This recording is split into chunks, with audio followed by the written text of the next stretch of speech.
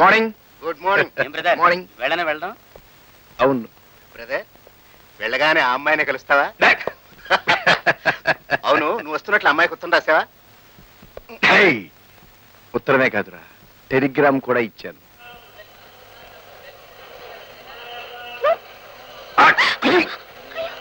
ఓ నువ్వా? సారీ, ఎవరో శత్రువులు అనుకున్నాను. అయినా ఎందుకు ఇలా ముందు స్టేషన్కి వచ్చావు? కిడ్నాప్ చేద్దామని వచ్చాను. ఆ, అవును, నువ్వు వస్తున్నావని మీ అమ్మగారు చెల్లాయి నాకు చెప్పకుండా ఊరుకున్నారు. I see. అందుకే వాళ్ళకంటే ముందు స్టేషన్ కి వచ్చి తమని తీసుకెళ్ళిపోతున్నాను. సరే లగేజీ? ఓ లగేజ్ ఉంది కదా, ఎలాగో నిన్ను రిసీవ్ చేసుకోవడానికి వస్తారు కదా, అప్పుడు నువ్వు లేవని కంగారు పడతారు, లగేజ్ తీసుకెళ్ళిపోతారు. మొదలు బట్టలేదు, తుదను బట్టలేదు, నడుమ బట్టకట్ట నగుబాటు కాదయ్యా అన్నాడు. ఎవరు? వేమన. ఎవరు? వేమన.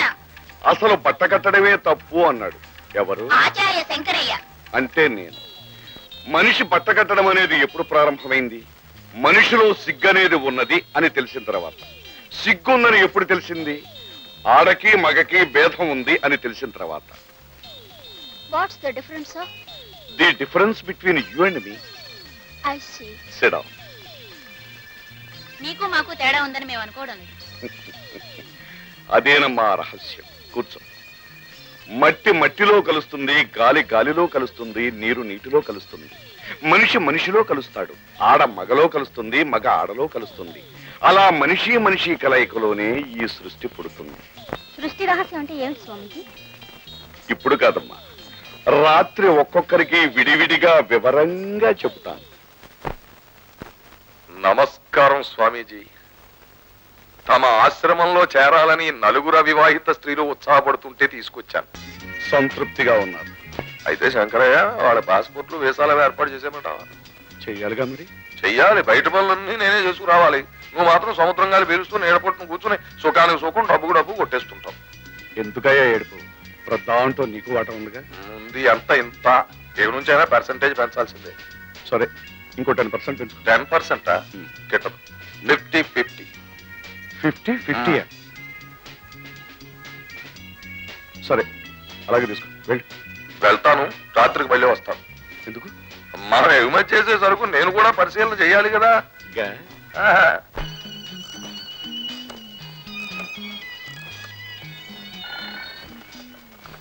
హలో, ఎవరు మాట్లాడేది? నేను జయంతిని. Hi darling. మా అన్నయ్య ఊరి నుంచి వచ్చాడు. ఏం చేస్తాం? Next time better luck. ఇదిగో నువ్వేం బాధపడకు, మళ్ళీ మనం కలుసుకునే వరకు ఓ 2 ఇస్తాను. అందుకు థ్యాంక్ యూ. నువ్వు ఊరి నుంచి వస్తావని టెలిగ్రామ్ రాగానే నాకు పిచ్చికి పిన్ తెలుసా? పిచ్చా? ఎందుకు? ఎందుకేమిటి, ఈ ట్రిప్ లో మన పెళ్లి ఖాయం చేస్తానన్నావుగా. పెళ్ళంటే పిచ్చెత్తరం ఎందుకు? సిగ్గుపడాలి గాని. సిగ్గా?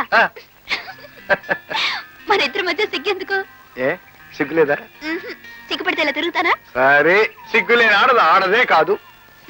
సిగ్గుపడి ఆడది ప్రేమించదు, ప్రేమించి ఆడది సిగ్గుపడదు. మీకెవరు కావాలి? సిగ్గుపడి ఆడది కావాలా, ప్రేమించి ఆడది కావాలా? సిగ్గుపడుతూ ప్రేమించే ఆడది కావాలి. అయితే వేరే వాళ్ళని చూసుకోండి. ఆగు. పెళ్ళంటే మన ఇద్దరిదే కాదుగా. అటు మీ అన్నయ్య ఉన్నాడు, ఇటు మా చెల్లెయ్య ఉంది. వాళ్ళిద్దరికి పెళ్లి చేసిన తర్వాత మనం చేసుకోవచ్చు. వాళ్ళు మనకన్నా చాలా ఫాస్ట్ గా ఉన్నారు. ఏమిటి, పెళ్లి కాకుండానే? ఛీ.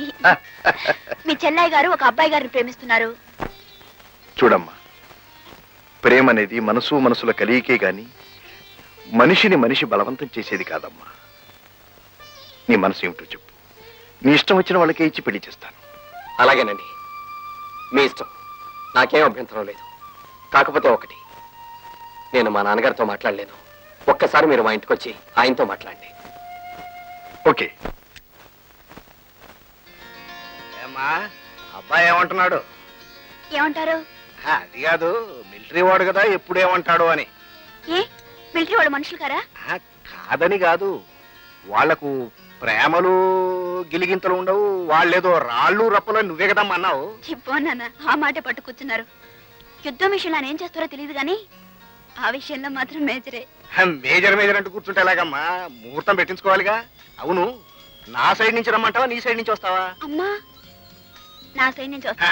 సరే, అతనికి ఇంకా 2 నెలల సెలవు ఉంది. వెళ్లేలోగా ముహూర్తం పెట్టించుకోవాలిగా. Good luck. Thank you.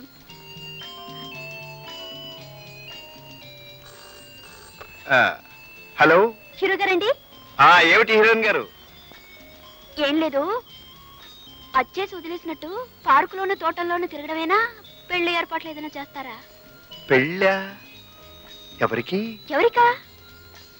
Heroine గారికి, హీరో గారికి. ఆహా, ప్రతి సినిమాలోనూ కథలోనూ హీరో హీరోయిన్లు ప్రేమించుకోవడం పెళ్లి చేసుకోవడం రొటీను పాచింతకాయ పచ్చడి.